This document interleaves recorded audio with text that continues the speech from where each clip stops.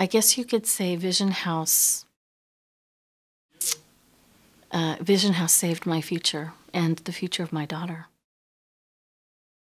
I am the mother of 1 girl and 5 boys. And I have a wonderful husband that I've been married to for more than 15 years.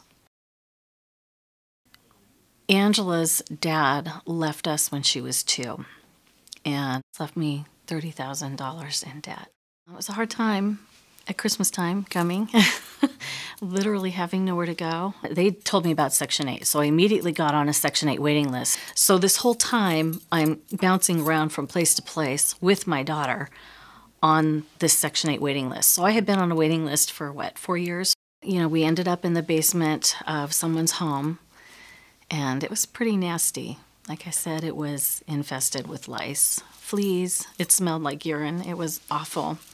Luckily, we weren't there long. And a friend of a friend of a friend told me about Vision House.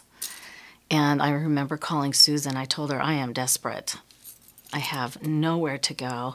Susan was wonderful, calming me down, because I could barely talk. I was in tears. And I think she remembers that, how desperate I was. When I first moved into Vision House, I think the very first thing I felt was that burden being lifted off my shoulders. There was room to breathe.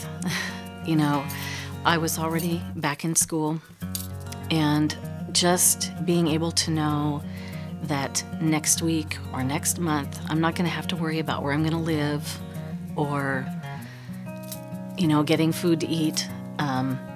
I could go ahead and worry about school and worry about raising my daughter.